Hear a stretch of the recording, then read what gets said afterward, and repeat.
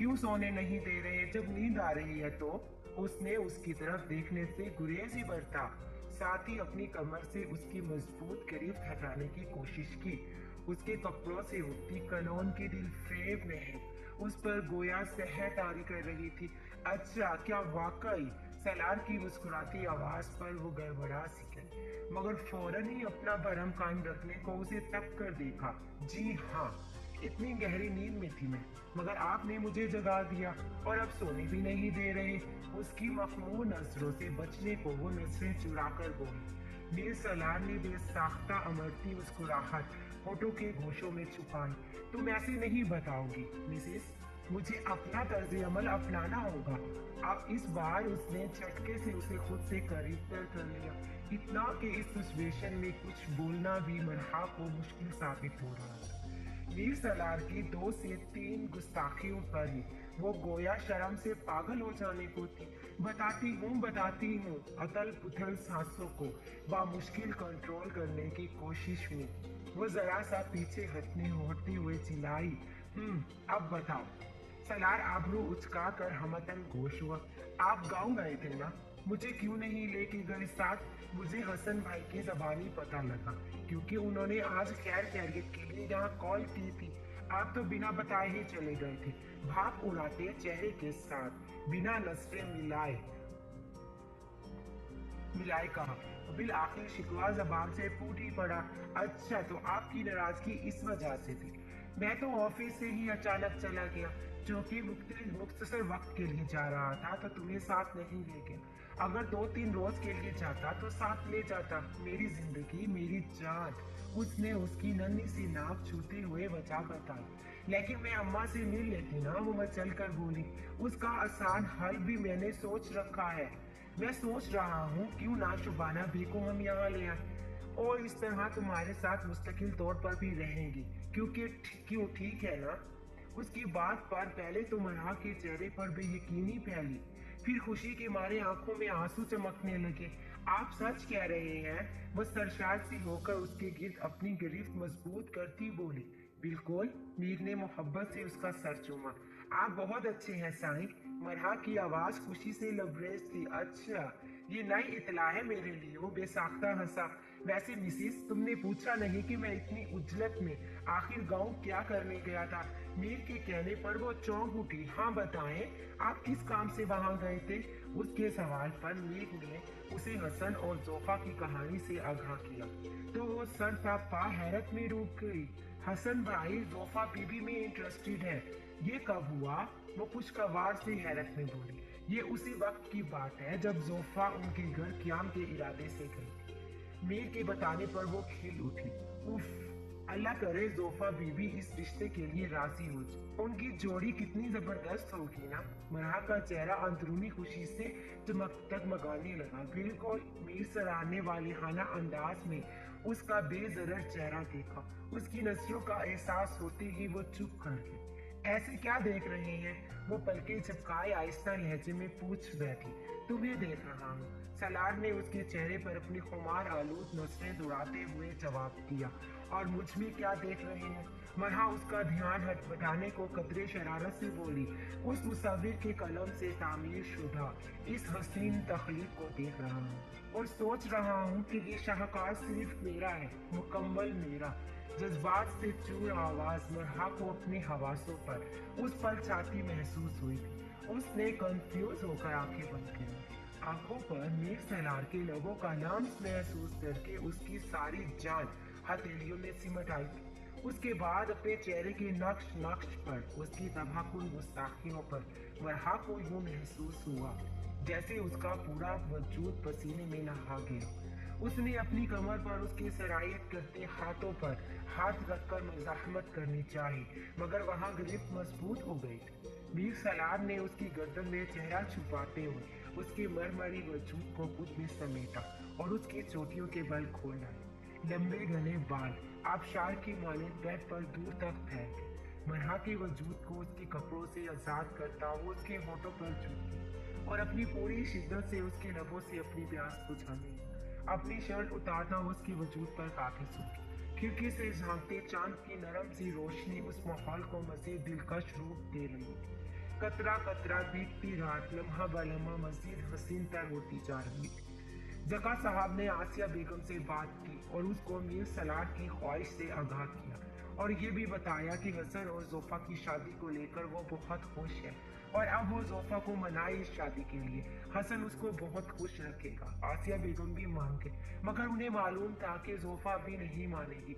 जिस हालात से वो गुजरी है वो अभी शादी नहीं करना चाहती। फिर भी वो जका साहब के सामने चुप हो गई और सर हिलाकर जोफा से बात करने के इरादे से वहां से उठकर चली गई। वो जोफा के कमरे में आई तो वो लेटी हुई थी। आसिया बेगम को देखकर उठकर बैठ गई। आए अम्मी साई, मेरे साथ बैठे। आसिया बेगम उसके पास आकर बेड पर बैठ गई तो जोफा ने उनकी गोद में अपना सर रख लिया और प्यार से उसके बालों में अपना हाथ चलाने लगी। बेटा, मुझे तुमसे एक जरूरी बात करनी है। हाँ बोले अम्मी साई, क्या बात है? बेटा, कल मीर आया था ना, वो हसन और तुम्हारे रिश्ते का कह रहा था। उसने बताया कि हसन तुमसे बहुत प्यार कर और तुम्हें बहुत खुश रखेगा बेटा। मगर मैंने और तुम्हारे बाबा ने फैसला किया कि जब तक तुम अपने दिल से रजामंद नहीं होगी हम तुम्हारी शादी नहीं करेंगे। मैं तुमसे बात कर रही हूँ जोफा, कुछ तो बोलो। आसिया बेगम की आवाज पर वो खाली खाली निगाहों से उन्हें देखने लगी। मैं इस रिश्ते के लिए राजी नहीं हूँ, बल्कि मैं किसी भी रिश्ते के लिए राजी नहीं हूँ। बेहतर होगा आइंदा आप मुझसे इस बारे में कोई बात ना करें। बेटा, एक बार तू सोच के तो देख, मीर तुम्हारे बारे में कभी गलत फैसला नहीं करेगा। मैं तुम्हें आज रात के सोचने का टाइम देती हूँ, सुबह मुझे बता देना। वो प्यार से उसके माथे को चूमती हुई वहां से चली गई। वो उस वक्त ऑफिस में मौजूद फाइलों में सर दिए उनसे नफरत आसमां था। यकायक फोन पर होती बिप पर उसने फाइल बंद करके फोन उठाया तो स्क्रीन पर सायरा बेगम का नंबर मौजूद देखकर उसने कॉल पिक की। क्या बात है अम्मी साई, आज आपको सुबह सुबह अपने इस खूबरू बेटे की याद कैसे आ गई?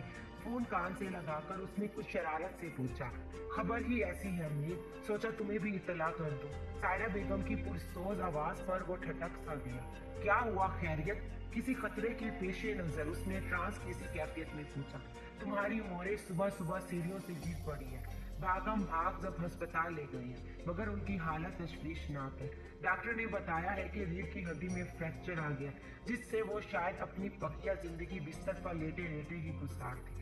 सायरा बेगम की इत्तला पर वो शदीद दुख की लपेट में आ गया। मोरे के साथ जो कुछ भी हो रहा है ये उसी का खमियाजा है जो इंसानियत बेबालातर सलूक उन्होंने जोफा के साथ रवा रखा।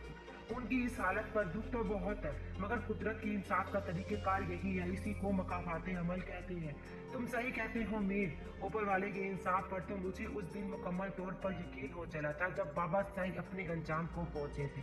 वो हर चीज पर कादिर है। सायरा बेगम दिल सोच से बोली। बेशक। तो डॉक्टर डिस्चार्ज कब करेंगे? वीर ने सवाल किया। हो सकता है थोड़ा तबीयत संभल जाने के बाद डिस्चार्ज करें। सायरा बेगम के जवाब पर वो सर हिला गया। मुझे वक्त मिला तो मैं जरूर आऊंगा। खुदा हाफिज, उसने कहकर फोन रख दिया।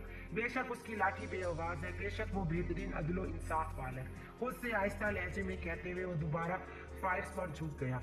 वो उस वक्त उस लंबे घने रास्ते पर मौजूद थी जिसके चारों सिमत झाड़ियां ही झाड़ियां थी। उन झाड़ियों के अलावा उसे दूर दूर तक कुछ भी दिखाई नहीं दे रहा था। उसके सर पर सवार धूप इस कदर तेज थी कि उसे यूं महसूस हो रहा था कि उस धूप की तपिश से उसका सारा वजूद जलकर बस किसी भी पल राख के ढेर में तब्दील हो जाने को है कि अचानक बेहोश होती किसी के बाजू में लुढ़क गई। आंखें बंद होने से पहले उसने जो चेहरा देखा, चीख मारते हुए बिस्तर पर उठ बैठी। खौफजदा नजरों से उसने चारों जानिब देखा तो वहां वही सारा मंजर था जो उसके सोने से पहले था। उस शख्स का चेहरा याद करते ही उसकी आंखों में बेसाख्ता आंसू भर। ख्वाब में मौजूद जो शख्स कोई और नहीं बल्कि एसपी हसन था। या अल्लाह, मुझे कोई रास्ता दिखा। क्या मैं कुछ गलत कर रही हूँ? क्या मैं एक ऐसी शख्स का साथ ठुकरा कर कुछ गलत कर रही हूँ जो मुझसे बेगर्ज मोहब्बत करता? या अल्लाह, मेरी मदद कर। वो दोनों हाथों में चेहरा छुपाए बेबसी से सिसक उठी। उसने चेहरे से हाथ हटाकर दोनों हाथों को फैलाकर नम हथेलियों को देखा और फिर सख्ती से दोनों गालों को रगड़कर वो गोया उस पल किसी हतमी फैसले पर पहुंच चुकी थी। वो ज़ारों कतार रोते हुए बयान कर रही थी। ان کے لبوں پر محض زوفا کا ہی نام تھا۔ وہ بار بار اپنے مظالم کے لیے جو کہ انہوں نے زوفا پر ڈھائے تھے معافی مانگ رہی تھی۔ ان کے ارد گرد کھڑے لوگ انہیں تعصب سے دیکھ رہے تھے۔ آج جب قدرت کی لاٹھی نے اپنا کمال دکھایا تھا تو شاہ بی بی جنہیں اپنے آگے لوگ کسی تنکے سے بھی کمتر محسوس ہوتے تھے کہ تمام تر کس بل نکل چکے۔ قریب کھڑی حفصہ بیگم کی آنکھوں میں بھی بیک وقت شرمندگی اور خوف دونوں ہی اپنی جھلک دکھا رہے تھے۔ زوفا، بس ایک بار میرے روبرو آ جاؤ اور کہہ دو کہ تم نے مجھے معاف کیا۔ تم مجھے معاف نہیں کرو گی تو مجھے قبر میں بھی راحت و سکون نصیب نہیں ہوگا۔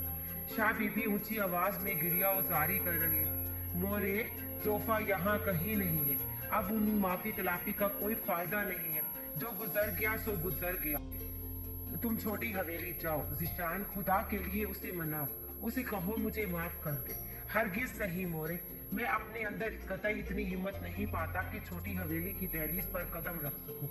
مانا کہ اس گناہ میں ہم سبھی شامل تھے، مگر مجھے ایک بات بتائے مورے، مجھے ایسا کیوں محسوس ہوتا ہے کہ بابا کے کارنامے کے متعلق آپ کو پہلے سے ہی آگاہی تھی؟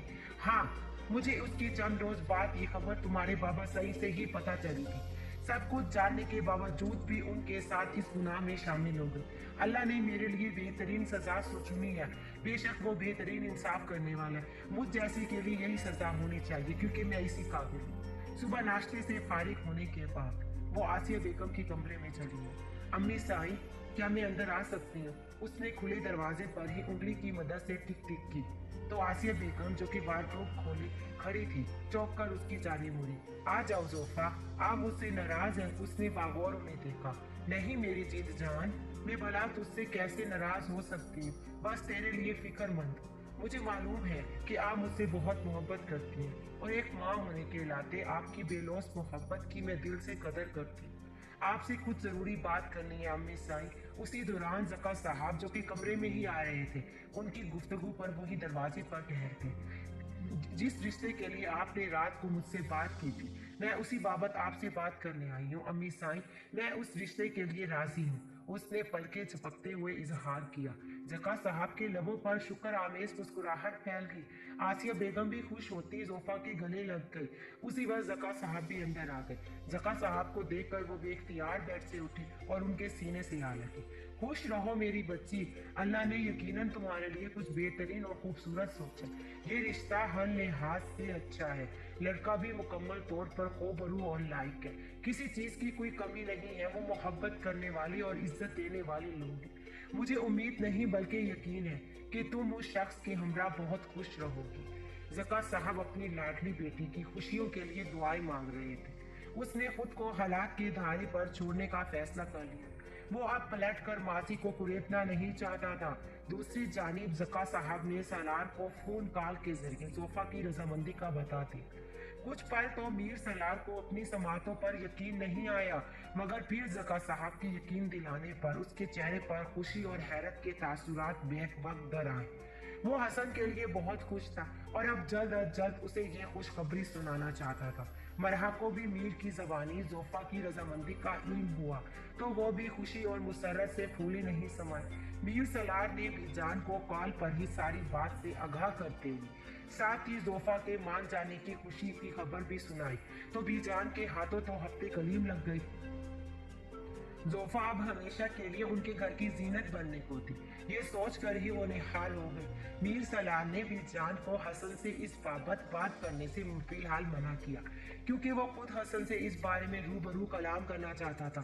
اس نے بی جان کا فون نمبر بھی آسیہ بیگم کو دے دیا تاکہ دونوں خواتین آپس میں سارے معاملات طے کر سکیں۔ صبح کے 10 بجنے کو تھے۔ وہ آفس میں بیٹھا فائلوں سے طبع آزمائی میں مصروف تھا کہ ایس پی حسن چلا آیا۔ چہرے پر سنجیدگی کے آثار صاف طور پر نمایاں تھے۔ میر سالار نے آہٹ پر سر اٹھایا تو سامنے اسے کھڑا دیکھ کر ہولے سے مسکرا دیا۔ مانا کہ مجھ سے ناراضگی ہے، مگر ایسی بھی کیا خفگی کی بندہ چہرے پر 12 بجائے 400 گھومتا رہے۔ سالار نے بالوں میں ہاتھ پھیرتے ہوئے ہنس کر کہا تو حسن نے جل کر اسے دیکھا۔ تو تمہیں کس نے کہا تھا کہ چھوٹی حویلی میں میرے متعلق بات کرے؟ تم میری ناراضگی کی وجہ بخوبی جانتے ہو سالار۔ وہ لفظوں پر